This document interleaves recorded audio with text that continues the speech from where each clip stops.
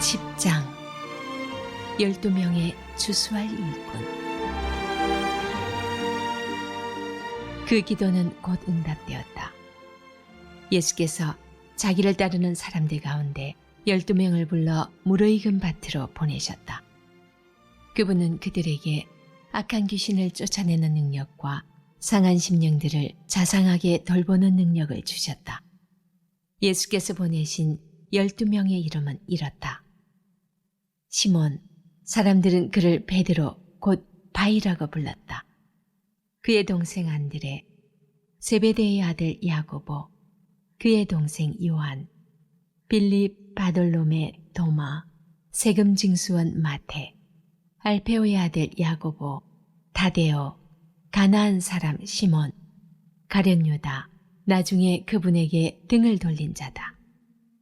예수께서 12명의 추수할 일꾼을 보내시며 이렇게 당부하셨다. 믿지 않는 자들을 회심시키려고 먼 곳부터 다니지 마라. 공공연한 적과 거창하게 싸우려 들지도 마라.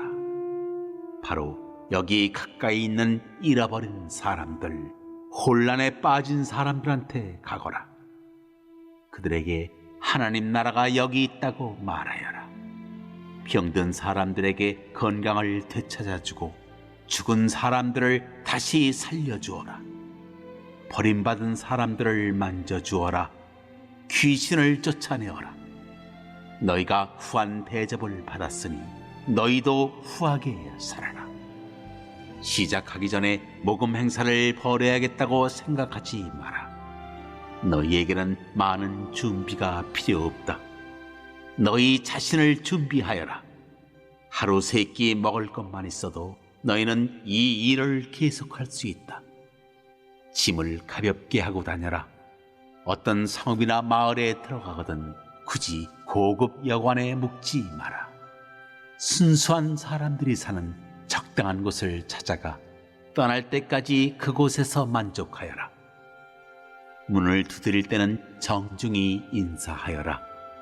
그들이 너희를 맞아들이거든 예의 바르게 이야기를 나누어라. 너희를 맞아들이지 않거든 조용히 떠나라. 소란 피울 것 없다. 무시해버리고 너희의 길을 가면 된다. 심판날에 그들은 틀림없이 크게 후회하겠지만 그것은 지금 너희가 신경 쓸 일이 아니다. 늘 정신을 바짝 차려라. 내가 너희에게 맡길 일은 위험한 일이다. 너희는 이리 때 속을 달려가는 양과 같으니 너희에게 시선이 쏠리지 않게 하여라. 뱀처럼 영리하고 비둘기처럼 순수하여라. 세상을 몰라서는 안 된다. 어떤 사람들은 너희의 동기를 비난할 것이고 어떤 사람들은 너희의 평판을 더럽힐 것이다. 단지 나를 믿는다는 이유만으로 그렇게 할 것이다. 그들이 너희를 법정으로 끌고 가더라도 당황하지 마라. 그들은 자기도 모르게 너희와 나에게 호의를 베푼 것이다. 너희에게 천국 소식을 전할 무대를 만들어준 것이다. 그때 무엇을 말할지 어떻게 말할지 걱정하지 마라. 꼭 맞는 말이 떠오를 것이다. 너희 아버지의 영이 필요한 말을 주실 것이다. 너희가 전하려고 하는 분이 자기들 기분이나 맞춰주는 어떤 우상이 아니라 살아계신 하나님임을 알게 된다면 사람들은 너희를 대적할 것이다. 심지어 너희 가족들도 그럴 것이다. 큰 사랑을 선포했는데 그처럼 큰 미움을 맛보게 되니 얼마나 어처구니 없는 일이냐. 그러나 포기하지 마라. 굴복하지 마라. 마지막에 가면 그 가치를 알게 될 것이다. 이런 일이 벌어질 때 너희가 구할 것은 성공이 아니라 생존이다. 살아남는 자가 되어라. 더 이상 어쩔 수 없는 상황에 이르기 전에 인자가 올 것이다. 학생이 선생보다 더 나은 책상을 쓸 수 없다. 사원이 사장보다 돈을 더 벌지 못한다. 너희는 내 학생이요 내 추수할 일꾼이니 나와 똑같은 대접을 받거든 만족하여라. 아예 기뻐하여라. 그들이 주인인 나를 똥 묻은 화상이라고 부르는데 일꾼들이야 더 무엇을 바라겠느냐. 겁먹지 마라. 언젠가는 모든 것이 밝혀져 모든 사람이 일의 진실을 알게 될 것이다. 그러니 드러내놓고 진리를 말하기를 주저하지 마라. 괴롭히는 자들이 허세를 부리며 위협한다고 해서 침묵해서는 안 된다. 그들이 너희 존재의 중심인 너희 영혼에 할 수 있는 일이란 아무것도 없다. 너희는 너희 삶 전체, 몸과 영혼을 그 손에 붙잡고 계시는 하나님만 두려워하면 된다.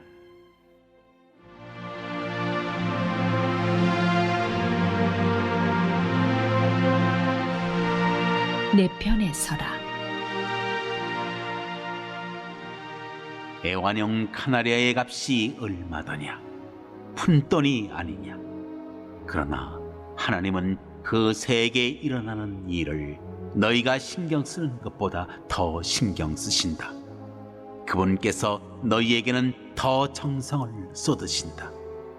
세세한 것까지 일일이 돌보시며 심지어 너희의 머리카락까지 다 세신다. 그러니 괴롭히는 자들의 이런저런 말에 겁먹지 마라. 너희는 카나리아 수백만 마리보다 더 귀하다. 세상의 여론에 맞서 내 편을 들어라. 그러면 나도 하늘에 계신 내 아버지 앞에서 너희 편을 들 것이다. 너희가 겁이 나서 달아난다면 내가 너희를 감싸줄 것 같으냐? 내가 삶을 편안하게 해주려고 왔다고 생각하지 마라. 나는 갈라서게 하려고 왔다.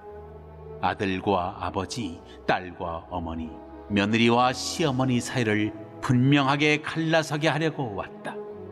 가족 간의 편안한 인연을 갈라놓아서 너희로 하여금 하나님을 위해 자유롭게 되게 하려고 왔다. 좋은 뜻을 가진 너희 가족이 최악의 원수가 될 수 있다. 나보다 자기 아버지나 어머니를 더 좋아하는 사람은 내게 합당하지 않다. 나보다 아들이나 딸을 더 좋아하는 사람은 내게 합당하지 않다. 물불을 안 가리고 끝까지 나와 함께 가지 않는 사람은 내게 합당하지 않다. 너희의 1차 관심사가 자신을 챙기는 것이라면 너희는 절대로 자신을 얻지 못할 것이다. 그러나 너희 자신을 잊어버리고 나를 바라보면 너희 자신과 나 둘 모두를 얻을 것이다. 이 추수하는 일에 우리는 긴밀히 얽혀 있다. 누구든지 너희가 하는 일을 받아들이는 사람은 너희를 보낸 나를 받아들이는 것이다. 누구든지 내가 하는 일을 받아들이는 사람은 나를 보내신 내 아버지를 받아들이는 것이다. 하나님의 심부름꾼을 받아들이는 것은 하나님의 심부름꾼이 되는 것이나 마찬가지다. 누군가의 도움을 받아들이는 것은 누군가에게 도움을 베푸는 것이나 다름없다. 내가 너희를 부른 일은 큰일이지만 주눅들 것 없다. 작게 시작하는 것이 최선의 방법이다. 이를테면 목마른 사람에게 냉수 한 잔을 주어라. 베풀거나 받는 지극히 작은 일로 너희는 참된 제자가 된다. 너희는 단 하나도 잃지 않을 것이다. 예수님은 9장 37, 38절에서 추수할 일꾼들이 필요하다고 언급한 뒤 12 제자에게 더러운 귀신을 쫓아내고 모든 병과 모든 약한 것을 고치는 권능을 부여하십니다. 2절로 4절에는 12 사도의 이름이 제시됩니다. 2절의 사도는 파송하는 주체인 예수의 권위를 강조하고 예수의 임명을 받은 것이므로 제자들의 권위도 강조하는 표현입니다. 맨 먼저 등장하는 4명의 제자들은 예수께서 일찍이 부르신 사람들이죠. 12 제자 명단에서 시몬 베드로의 이름이 가장 먼저 나옵니다. 첫째를 뜻하는 프로토스는 베드로의 으뜸인 즉 특별한 위치를 의미합니다. 그는 제자들을 대표하고 대변하는 위치에 있었습니다. 베드로의 이름이 맨 앞에, 유다가 맨 뒤에 기록된 것은 의도적이죠. 시몬은 당시 팔레스타인에서 첫 번째로 선호하던 이름이었기에 식별을 위해 반석을 뜻하는 페트로스, 헬라어로 페트로스죠. 게바, 아람어로 게바죠. 별명이 붙여졌습니다. 마태는 제자 목록에서 유다를 맨 끝에 둡니다. 유다가 제자들의 서열에서 12째였다는 뜻이 아니라 가장 불명예스러운 제자임을 의미합니다. 네 복음서의 목록은 공통적으로 베드로, 빌립, 야고보를 각 그룹의 맨 앞에 배치합니다. 1절에서 예수님은 자신이 이미 보여주신 사역을 제자들에게 명령하심으로써 제자의 사명은 예수님을 닮는 것임을 가르치십니다. 예수님은 8, 9장의 핵심 주제인 권위를 긍휼을 베풀기 위해 사용하셨기 때문에 긍휼 사역을 하도록 제자들을 부르시고 권위를 주셨습니다. 교회는 목자 없는 양처럼 낙담하고 지쳐 주저앉은 사람들과 질병과 약하게 만드는 것으로 쓰러진 사람들을 회복하는 일에 부름받았습니다. 제자들이 파송받을 때 사도, 즉 보낸 자의 권위를 주신 것처럼 예수께서 교회와 지도자들에게 치유하고 회복하는 사명과 권위를 위임하셨음을 기억해야 합니다. 제자들이 먼저 예수님께 나온 것이 아니라 예수께서 제자들을 먼저 부르셨습니다. 부르심의 우선권은 예수님께 있습니다. 제자들은 이렇게 할 권위를 부여받은 자들일 뿐 그들에게 내재된 권위로 임무를 수행하는 자들이 아닙니다. 마지막으로 사도인 제자들의 정체성은 그들을 보내신 예수님과 직접적으로 관련됩니다. 제자들의 주된 과제는 그들을 보내시는 예수님을 닮는 것입니다. 1절의 명령을 수행하는 삶이 예수님을 배우는 삶입니다. 5절로 15절입니다. 갓 부름받은 사도들에게 예수께서 선교 전반에 대한 지침을 제공하십니다. 첫째는 제자들의 선교 범위죠. 예수님은 12 제자를 이방인의 길로 가지 말고 사마리아 사람들의 마을에도 가지 말도록 하십니다. 12 제자를 이스라엘 집에 잃어버린 양에게로 보내십니다. 마태복음에서 이스라엘은 부정적으로 묘사되기도 하는데 여기서는 긍정적으로 묘사됩니다. 이스라엘 집에 잃어버린 양들은 5절의 이방인들과 사마리아인들과 대조되죠. 예수님의 사역은 먼저 하나님의 백성을 대상으로 삼는 것일 뿐 이스라엘 외의 이방인들을 선교 대상에서 제외한 것은 아닙니다. 예수님은 무질서의 회복을 고대하는 이방인들을 향하십니다. 마태복음은 전반적으로 이방인들에게 하늘나라 복음이 전파될 것을 알립니다. 제자들은 현 단계에서 이스라엘을 선교 대상으로 삼지만 마태복음 끝에서 부활하신 예수님은 제자들을 모든 민족에게 보내십니다. 따라서 본문은 구원사 시각에서 이해되어야 합니다. 예수의 부활 이전에 유대인들은 제자들이 사도로 세움 받자마자 이방인들에게 갈 마음을 품기는 어려웠을 것입니다. 구원사 관점에서 이방에 비친 이스라엘의 회복은 창조세계, 즉 열방의 회복을 위한 것입니다. 첫째 지침은 사도들이 소망 없이 살아가는 이스라엘의 회복을 위해 부름받았음을 의미합니다. 하늘나라의 복음을 들고 파송되는 사람들이 최우선적으로 생각해야 할 사명은 회복이죠. 회복의 대상은 구원사의 흐름에 따라 먼저 이스라엘이며 다음에는 열방이 될 것입니다. 둘째, 사역의 내용은 전파와 치유입니다. 제자들이 전파해야 할 내용은 하늘나라가 가까이 왔다는 사실이죠. 하늘나라가 가까이 온 것은 제자들이 수행하는 임무를 통해서 가시화될 것입니다. 제자들이 수행해야 할 일은 병자를 고치는 것, 죽은 자를 살리는 것, 나병 환자를 깨끗하게 하는 것, 귀신을 쫓아내는 것입니다. 이 네 가지는 예수께서 8, 9장에서 행하신 기적에 해당하며 9장 35, 36절과 연결해보면 제자들의 임무는 목자의 동정심에서 나온 결과라고 말할 수 있습니다. 여기서 죽은 자를 살리는 일, 부활이 아니라 소생이죠. 그 일은 구약에서 엘리야, 엘리사 외에는 하지 못한 일입니다. 열왕기상 17장, 열왕기하 4장 참조하세요. 제자들은 7절로 8절 상반절 사명을 수행하면서 대가를 받지 말아야 했습니다. 제자들에게 주어진 치유 능력은 자신들의 노력으로 생긴 것이 아니라 예수님께 거저받은 선물이기 때문에 이 능력을 행해서 사적인 이득을 취할 생각을 하지 말아야 합니다. 사도들은 자신들의 관심사가 아니라 그들을 보내신 예수님을 보내신 하나님의 관심사를 반영해야 합니다. 셋째, 제자들의 생활과 사역할 때 의지해야 할 대상에 대해 말합니다. 90절에서 예수님은 선교 사명을 수행하는 제자들에게 보이지 않는 하나님을 신뢰할 것을 가르치십니다. 전대, 배낭, 샌들, 지팡이와 같이 순회하는 선교사에게서 꼭 필요한 것으로 간주되는 것들을 지참하지 말라고 하십니다. 그 이유는 일꾼은 자기의 먹을 것을 받게 될 것이기 때문이죠. 사람들로부터 보상을 기대할 것이 아니라 하나님의 도움에 기대어 살아갈 때 제자들이 전하는 메시지는 신뢰를 확보할 수 있습니다.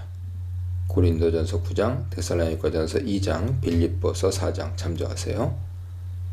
제자들은 하나님을 믿도록 가르치는 사람들일 뿐만 아니라 자신들이 하나님의 섭리적인 돌보심을 믿고 살아가는 모범이 되어야 합니다. 이런 삶을 사는 제자를 통해 사람들은 하나님을 만나게 될 것입니다. 넷째, 제자들의 사명에 대한 반응과 결과가 맨 마지막에 나옵니다. 제자들은 다른 곳으로 가기까지 합당한 사람들, 즉 하늘나라 복음의 메시지를 환영하는 사람들의 가정에 머물러야 합니다. 제자들은 호의적으로 대하는 가정이 아니라 하늘나라의 복음을 영접한 가정에 가야 하는데 이것은 가정들을 비교하여 더 잘 대해주는 곳에 묵어서는 안 된다는 뜻입니다. 제자는 합당한 자의 집에 들어가서 평화를 빌어야 합니다. 평화를 비는 것은 예수 안에서 시작된 하늘나라 복음의 인사라고 할 수 있죠.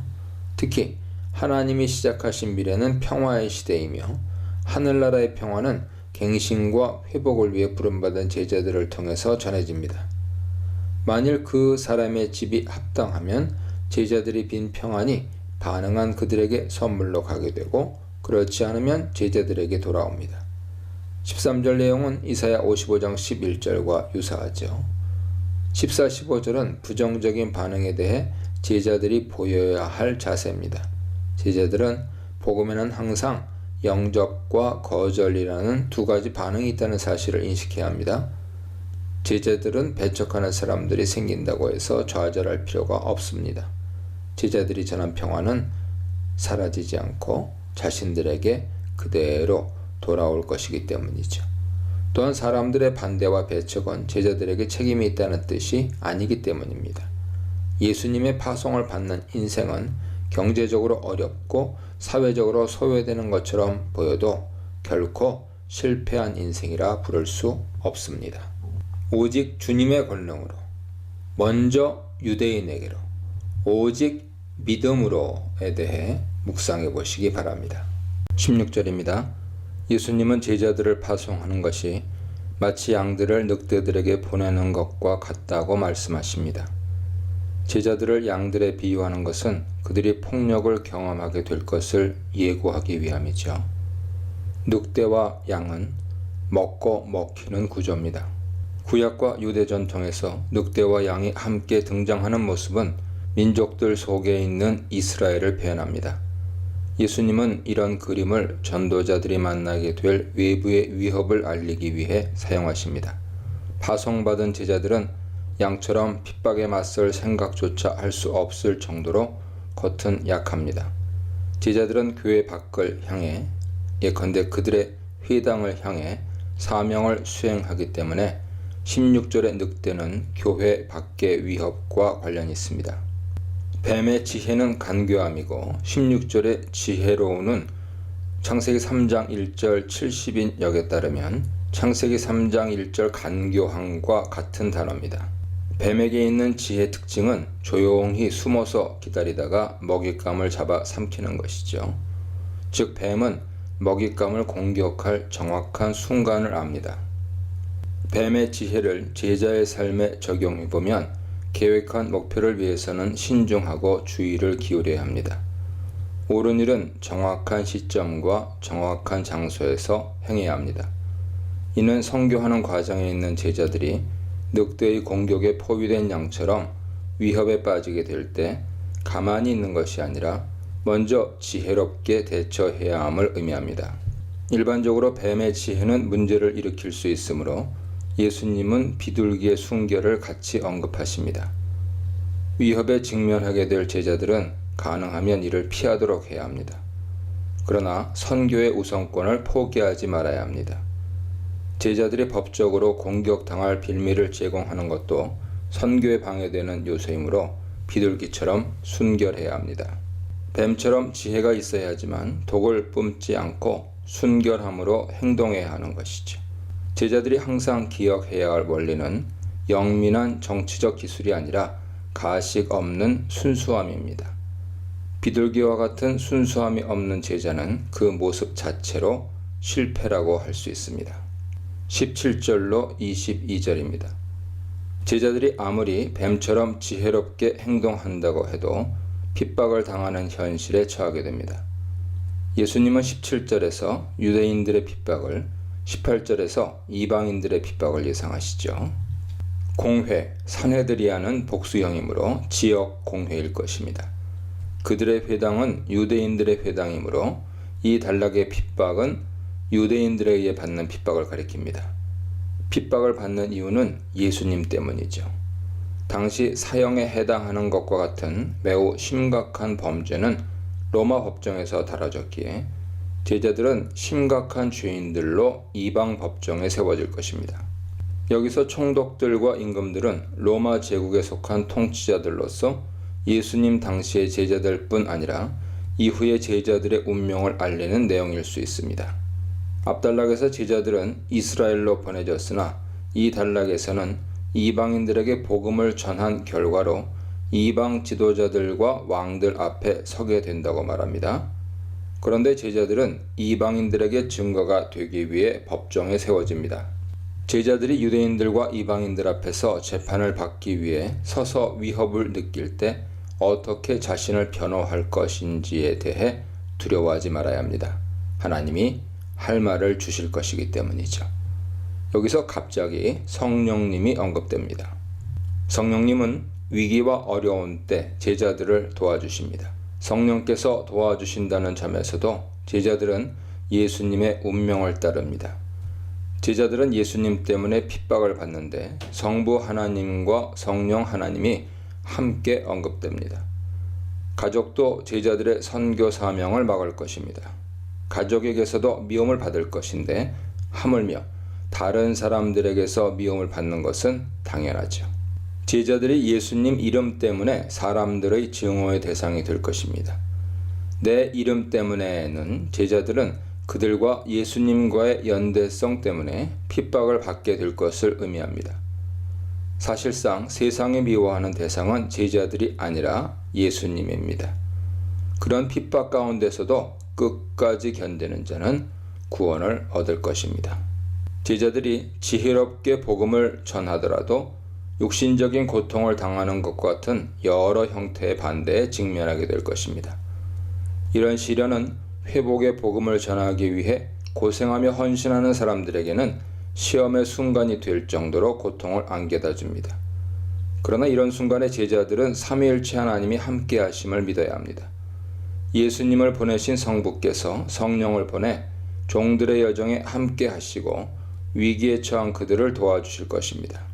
가족 간의 비극이 일어날 정도로 극단적인 상황에 처하더라도 예수님 때문에 많은 사람들의 미움을 받더라도 포기하지 말고 끝까지 인내하며 사명을 수행해야 합니다. 예수님께서 반드시 다시 오셔서 신원해 주실 것이기 때문이죠. 핍박이 언제나 따라다니던 초대교회에서는 평안함이 낯선 환경이었습니다.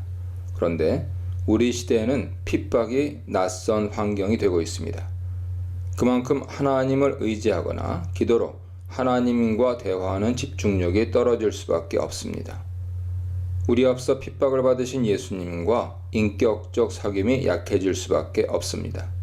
그러나 예수님을 전하고 그분의 뜻을 실현하려고 노력할수록 여러 모양의 어려움을 만날 수밖에 없습니다.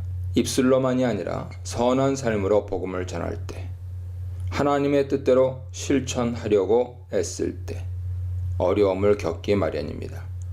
이런 과정은 삼위일체 하나님의 개입과 동행을 경험하는 복된 기회입니다. 또한 핍박이 없는 나라에서 사는 신자들은 여전히 핍박 가운데 살아가는 다른 사람들, 특히 선교지의 선교사님들과 신자들을 위해 기도해야 합니다. 23절입니다. 끝은 파루시아의 시기를 암시하며 23절에서 인자가 오시는 때입니다. 따라서 22절과 23절은 자연스럽게 연결됩니다. 메시아의 사역은 동네에 복음을 전하는 것인데 이제 제자들이 이 일을 맡게 됩니다. 그 결과 제자들은 핍박을 받아 이 동네 저 동네로 피할 것입니다. 선교는 핍박의 원인이면서 동시에 핍박 때문에 증언하는 일이 일어납니다. 그러므로 제자들이 핍박을 피해서 이스라엘의 도시들을 다니지만 제자들이 겪는 핍박과 선교는 분리되지 않습니다. 예수님이 와서 미움을 견디는 제자들을 인정해 주실 것입니다. 제자들이 이스라엘의 모든 동네를 피난처로 삼기 전에 인자가 오십니다.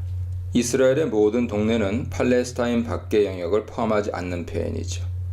예수님은 제자들이 이스라엘에서 피해 다니는 것을 이 세상의 그리스도인들이 핍박받는 것으로 확대하십니다. 예수님의 첫 제자들 혹은 유대 그리스도인들은 인자가 오기 전에 팔레스타인에서 피난처를 찾지 못하고 그곳을 떠날 것입니다. 1세기의 제자들과 이후의 교회는 인자가 오기까지 이스라엘의 선교를 완성하지 못하겠지만 이스라엘을 향한 선교는 계속해서 수행해야 합니다. 하나님을 믿는다는 점에서 신자이고 예수님을 따르고 배운다는 점에서 제자이므로 신자는 제자입니다. 제자가 더 높은 단계의 신자가 아니죠. 따라서 신자로 부름받는다는 것은 복음을 전하는 제자로 부름받는다는 사실임을 기억해야 합니다. 신자라면 복음 파송을 받은 이들로서 예수님께서 경험하신 시련을 공유하는 길을 가며 제자들은 종이신 예수님의 길을 가는 종들이라 볼 수 있습니다.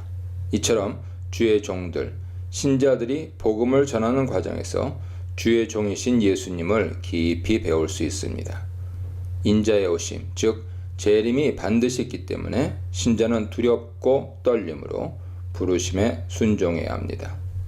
핍박과 반대가 기다리는 여정, 예수님이 먼저 가신 여정, 성령님이 도와주시는 여정, 가족이 외면하는 여정에 대해 묵상해 보시기 바랍니다. 24, 25절입니다.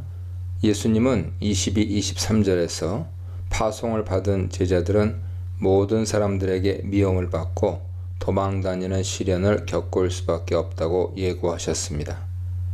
24, 25절에서 예수님은 왜 제자들이 핍박을 받을 수밖에 없는지 미움을 받는 이유와 근거를 설명하십니다.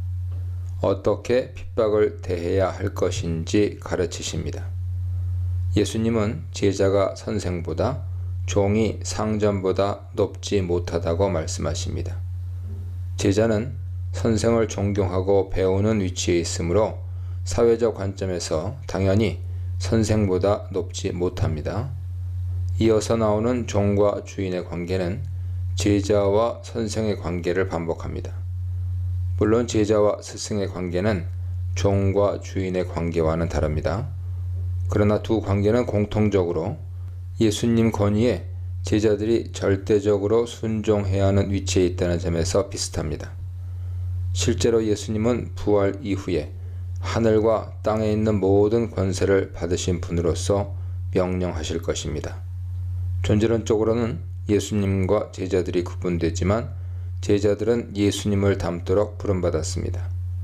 제자들은 예수님을 따르면서 닮아갑니다. 제자나 종은 선생과 주인과 같은 수준에 이르면 충분하지요.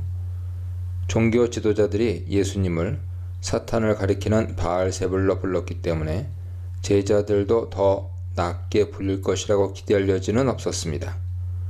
예수님께서 반복해서 강조하시는 점은 예수님 보내시는 분과 제자들 보냄받는 자들의 관계와 권위입니다.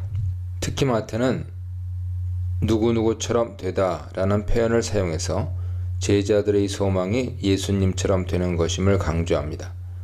제자는 스승과 존재론적으로는 구분되지만 스승처럼 되도록 부름받았습니다.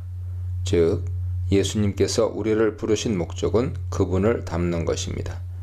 예수님처럼 사는 길에는 당연히 예수님이 겪으신 어려움이 올 수밖에 없지만 그럼에도 불구하고 예수님을 닮아가는 삶, 이런 과정에서 예수님과 깊은 사귐을 갖는 것이 인생에서 가장 복됩니다. 26절로 31절입니다.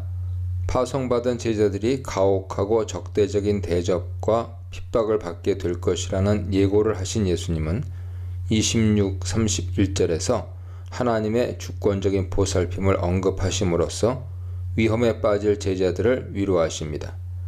이 단락에는 3번에 걸쳐 두려워하지 말라는 명령이 나옵니다. 26, 28, 31절이죠. 각각의 명령에 이어서 두려워하지 말아야 할 이유가 제시됩니다. 하나님이 모든 것을 드러내실 것이기 때문에 미래에 육신과 영혼을 모두 심판하시는 분은 하나님이시기 때문에 하나님은 현재 주권적으로 보살피시기 때문에 제자들은 두려워하지 말아야 합니다. 요컨대 제자들은 3가지로 논증되는 하나님의 능력 때문에 두려워해서는 안 됩니다. 첫 번째, 드러내시는 능력. 두 번째, 심판하시는 능력. 세 번째, 돌보시는 능력이죠. 첫째, 하나님은 숨겨진 것을 드러내심으로 두려워하지 말아야 합니다. 제자들이 두려워하지 말아야 할 그들은 핍박하는 자들이죠. 사람들은 진리를 억압하고 하나님이 보내신 메신저들을 핍박할 것이지만 마지막 날에 하나님은 그들의 모든 행위를 드러내실 것입니다. 예수님은 제자들에게 자신들이 비밀리에 들은 내용을 모두에게 선포하라고 명령하십니다. 27절은 숨겨진 것이 드러난다는 맥락에서 앞절과 자연스럽게 연결됩니다.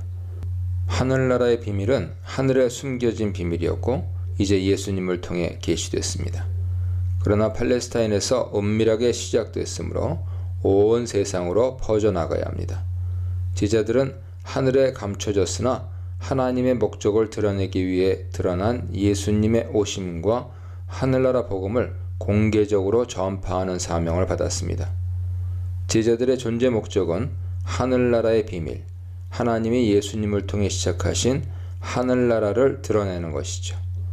예수님께서 제자들에게 은밀히 말씀하신 것을 제자들은 전파해야 합니다.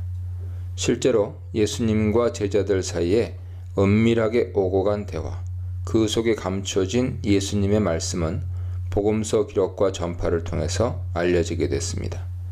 공적인 선포는 허공에다 대고 비밀을 드러내는 것이 아닙니다.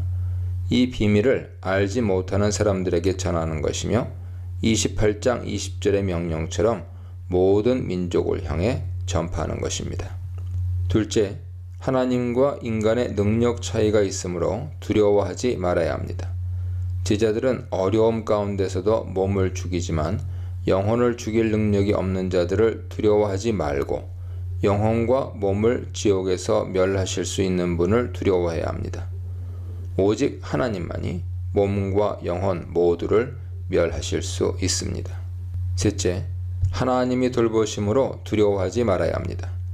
예수님은 하나님이 세상에서 활동하고 제자들을 특별하게 돌봐주는 아버지라는 사실을 설명하실 때 작은 것에서 큰 것으로 전개하는 방식을 따라서 참새를 예로 들어서 설명하십니다. 참새 한 마리는 32분의 1 데나리온의 값어치입니다. 하루 품삯이 1 데나리온이었죠. 매우 싼 참새 한 마리도 아버지의 허락 없이는 땅에 떨어지지 않습니다. 예수님은 참새 이야기를 사용해서 하나님께서 땅에서 벌어지는 일에 현재적으로 개입하시는 것을 강조합니다. 너희 아버지는 제자들을 돌보시는 하나님의 특징을 강조하는 표현으로서 가족 언어입니다. 하나님은 제자들을 친밀하게 돌보는 아버지이십니다. 제자들의 운명은 하나님의 뜻에 따르고 있으며 하나님의 성과 돌보심, 곧 섭리 가운데 있습니다. 또한 제자들의 아버지가 되시는 하나님은 제자들의 머리카락 수를 다 알고 계시죠. 머리카락의 수를 세는 일은 어떤 사람의 머리에 집중하지 않고서는 불가능합니다. 참새 한 마리가 하늘에서 땅으로 떨어지는 것에 비해서 머리카락 한 가닥이 바닥에 떨어지는 것은 당사자 자신도 감지하지 못하게 일어나므로 하나님은 제자들이 느낄 수 없는 부분까지도 알고 계시며 그만큼 친밀하게 돌보고 계십니다. 이와 같이 30절의 핵심은 제자들에 대한 하나님의 암, 하나님의 지식입니다. 제자들이 핍박을 받고 죽음에 이를지라도 하나님은 제자들을 잘 알고 계시고 불쌍히 여기며 보호하십니다. 그러므로 제자는 인생의 불행처럼 느껴지는 일들이 일어난다 할지라도 좌절하지 말아야 합니다. 아버지의 뜻 가운데 일어난 일이므로 그 순간도 하나님이 보살피고 계시다는 사실을 신뢰해야 합니다. 32, 33절입니다. 하늘 법정의 장면과 땅의 장면을 대조합니다. 하늘의회 또는 하늘궁정이 종말에는 최후 심판을 집행하는 법정의 기능을 수행하게 될 것입니다. 하늘 법정을 암시하는 표현은 법정 용어와 전치사 앞, 엠프로스센입니다. 이 전치사는 하늘 법정에서 재판관과 하늘의회 구성원들 사이의 위치를 알려주는 표시라고 할 수 있습니다. 다시 말해서 앞은 하나님 앞에서를 뜻하는 꼬람데오 정신을 떠올립니다. 시인하다와 부인하다는 법정 용어들이며 전치사 앞과 함께 결합돼 하늘 법정이죠. 지상 법정이죠. 하늘과 지상을 대조합니다. 예수님은 모두를 향한 내용으로 확대하기 위해서 누구든지를 사용하십니다. 32, 33절에는 경고의 분위기가 담겨 있습니다. 예수님은 땅에서의 행위와 하늘 법정에서의 반응을 대조하며 종말론적인 시각으로 현재 사람이 아니라 하나님을 두려워하며 살도록 가르치십니다. 모든 인간은 이 땅에서 행한 것에 대해서 하늘 법정에서 결산을 받게 됩니다. 이 사실을 얼마나 인식하고 있느냐에 따라 이 땅에서의 경외심이 달라집니다. 스승의 고난을 따르는 제자, 제자들이 진정으로 두려워할 대상, 제자들을 책임지시는 하나님에 대해 묵상해 보시기 바랍니다. 34절로 39절입니다. 예수님께서 오신 목적과 결과를 알려주면서 제자들이 정확하게 생각해야 할 부분을 언급하고 있습니다. 34, 36절에서는 나는 왔다, 엘손이 3번에 걸쳐 사용됩니다. 37절로 39절에는 무엇 하는 자는이 3번 나오죠. 첫째로 무엇 하러 왔다 하는 것은 예수님은 땅에 평화가 아니라 칼을 가지고 왔다고 하십니다. 이 구절은 앞의 가르침과 배치되는 것처럼 보이죠. 예수님은 제자들에게 평화를 전하는 사명을 맡기셨고 평화의 사람이 되라고 하셨기 때문입니다. 하늘나라의 도래는 하나님이 약속하신 새 시대가 온 것이므로 평화가 시작된 것입니다. 그러나 하늘나라가 완성된 것은 아니기 때문에 이미 그러나 아직의 기간에는 여전히 하늘나라와 땅의 나라 사이에 충돌이 생길 수밖에 없습니다. 하늘나라의 복음은 이 땅의 가치관과 충돌을 일으키고 제자들은 고난을 받겠지만 십자가의 길을 통해서 제자들은 승리를 경험할 것입니다. 35절은 34절의 내용을 구체화하며 칼의 이미지를 가정에 적용하죠. 칼의 이미지는 38, 39절에 있는 핍박과 관련이 있습니다. 예수님은 자신의 오심으로 인해서 가족 내에서 분리가 일어날 것을 지적하십니다. 예수님께서 가르치신 방식은 당연히 당시의 가족과 사회가 생각한 평화의 길이 아니었습니다. 제자들은 자신들이 전하는 메시지가 주는 고통을 가슴 아프게 느낄 수밖에 없음을 각오하고 예수님 사명을 수행해야 합니다. 제자들은 가족만큼은 사명을 수행하는 자신들을 이해하고 축복할 것이라고 기대하지 말아야 합니다. 가족의 반대는 하늘나라와 땅의 나라 사이의 충돌에서 오는 당연한 결과일 뿐이죠. 반면에 긍정적인 측면에서 보면 제자들은 가족의 원수가 되지만 예수님 가족이 된 사람들입니다. 둘째로 무엇을 하는 자는 예수님보다 아버지나 어머니를 사랑하는 자, 예수님보다 아들이나 딸을 사랑하는 자는 예수님께 합당하지 않습니다. 여기서도 예수님은 우선권을 강조하십니다. 예수님은 합당한을 반복하면서 자기의 십자가를 지고 예수님을 따르지 않는 사람은 합당하지 않다고 하십니다. 십자가의 길은 고통과 수치를 상징했으므로 제자로 사는 길은 위험하고 자신을 돌볼 수 없는 상태에 처할 수 있습니다. 그러나 역설적으로 자신의 목숨을 찾는 자는 멸망할 것이며 자기의 목숨을 멸하는 자는 목숨을 찾을 것입니다. 예수님은 나 때문에 또는 나를 위해를 사용해서 제자가 예수님 때문에 목숨을 잃을 가능성을 언급하십니다. 마태는 다른 본문에서도 고난의 이유가 예수님 때문임을 강조하기 위해 이 표현을 사용합니다. 하늘나라의 신비는 십자가에 달리기까지 예수께서 성육신 하셨다는 것입니다. 제자는 이 신비를 아는 자죠. 따라서 예수님 덕에 명성을 얻으려 하거나 공동체에서 유익을 얻으려는 태도는 제자의 길이 아닙니다. 사람의 운명은 땅에서의 삶으로 끝나지 않습니다. 새로운 세계에서의 종말론적 삶이 있습니다.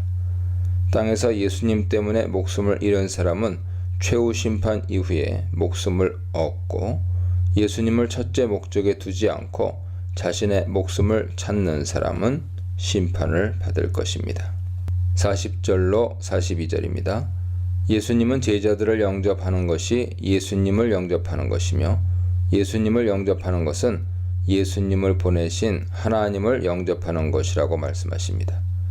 24절과 같이 40절도 예수님과 파송을 받은 제자들 또는 선교사들의 일체성 내지 동일성을 보여줍니다.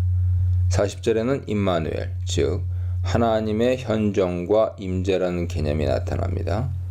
제자들을 환영함으로써 그들이 선포하고 보여주는 하늘나라의 도래를 경험하는 사람들은 임마누엘을 맛보게 됩니다. 파송받은 자들이 머물러 있는 곳에는 하나님의 임재로 인한 평화가 주어집니다. 선지자 이름으로 선지자를 영접하는 자는 선지자의 상을 얻을 것이며 의인의 이름으로 의인을 영접하는 자는 의인의 상을 얻을 것입니다. 마태는 선지자와 의인을 짝으로 표현하기도 하죠. 의인과 선지자는 비슷한 기능을 갖고 있는 직분입니다. 의인은 완벽을 추구하는 제자들을 일컫는 표현이며 그들의 의는 마지막 날에 드러날 것입니다. 선지자는 선포하는 사람이며 10장에서 선포는 반복되는 소재입니다. 제자들은 과거의 선지자들과 같은 사명을 맡은 위치에 있으며 선지자와 의인의 역할을 수행하는 자들입니다. 제자들을 선지자의 이름으로 영접하는 것은 그들을 선지자의 지위로 인정하는 것을 의미합니다. 선지자의 상은 선지자적 사명을 수행한 결과로 하나님에게서 받게 될 보상을 가리킵니다. 구약에서 선지자들을 보내신 분이 하나님이시기에 제자들을 보내신 예수님은 하나님의 권위로 그렇게 하신 것이 됩니다. 제자들은 예수께서 보내시고 하나님이 부여하신 권위를 가진 신분이었지만 실제 현실은 소자로서 냉수 한 잔이 절실한 신세가 됩니다. 유대주의에서 소자들은 사회적으로 연약한 상태의 사람들, 어리고 미성숙한 사람들, 경건한 사람들을 일컫는 표현이었습니다. 마태복음에서 어린 아이나 소자는 사회적 개념으로 낮은 지위의 사람을 가리킵니다. 예수님 제자들은 당시 사회적 관점에서 작은 자들, 낮은 자들이었습니다. 42절의 소자들은 예수님 파송을 받아 순회하며 전도하는 제자들 또는 선교사들을 포함합니다. 40절로 42절은 제자들의 신분과 관련해서 몇 가지 의미를 전달합니다. 첫째, 보냄 받은 자, 사도에게 보낸 자, 예수님의 권위가 주어집니다. 전자를 영접하면 후자를 영접한 것이죠. 보냄받은 자들을 위해 작은 호의를 베푸는 사람은 하나님의 보상을 받게 됩니다. 둘째, 그만큼 그리스도인의 존재 혹은 삶 자체가 중요합니다. 마태복음 10장의 파송 강화에는 제자들이 사명을 수행한 내용이 없습니다. 즉, 어떻게 전도를 했는지 보고 내용이 없죠. 마태복음은 제자들의 존재 자체가 전도 혹은 선교의 핵심이라고 보기 때문입니다. 신자는 땅의 소금이요 세상의 빛이므로 신자의 일거수일투족이 예수님과 예수의 마음, 특히 긍휼을 보여줍니다. 복음은 예수님을 모본으로 삼아서 따라 행하는 제자들을 통해서 전파됩니다. 셋째, 권위를 부여받은 제자의 모습은 소자와 같습니다. 선지자, 의인과 같은 지위를 가졌으나 사람들의 눈에는 소자로 보입니다. 예수님 당시나 초기 교회에서 예수의 보냄을 받은 제자들은 냉수 한 잔이 절실할 정도로 낮은 삶을 살았습니다. 역설적으로 작아진 제자는 임마누엘, 우리와 함께 하시는 하나님을 만나게 만드는 통로입니다. 본문을 확대한 마태복음 25장 31절 이하의 양과 염소의 비유를 보면 소자를 영접하는 사람은 예수님을 영접하는 것이 됩니다. 하나님의 살아계심을 드러내기 위해서는 더 높이 올라가고 더 많이 가져서 다른 사람들이 부러워하는 대상이 되어야 한다는 주장은 성립할 수 없죠. 그런 모습이 예수님을 증언하는 길이었다면 예수님은 처음부터 제자들을 소자가 아니라 대인으로 세우셨을 것입니다. 자기에게 있는 것이 많든 적든 상관없이 낮아진 모습을 통해서 예수께서 드러나십니다. 넷째, 제자는 환대할 줄 아는 사람입니다. 예수님 제자는 우리와 함께 하시는 하나님을 보여줄 뿐만 아니라 만나는 사람 배후에 또는 그 사람과 함께 하시는 하나님을 볼 수 있는 사람입니다. 냉수 한 잔을 받은 제자는 냉수 한 잔을 줄 수 있는 마음을 가진 사람이죠. 제자는 긍휼을 경험한 사람으로서 긍휼히 여기는 마음으로 스쳐 지나가는 소자를 향해 긍휼을 베푸는 사람입니다. 제자를 영접한 사람은 제자의 보상을 받게 되며 제자 역시 소자를 환대의 마음으로 대할 때 예수님을 만나는 경험을 하게 됩니다. 긍휼의 순환이죠. 제자, 화평을 위해 싸우느니. 제자, 십자가를 가장 우선하느니. 제자, 예수님 분신으로 사는 이에 대해 묵상해 보시기 바랍니다.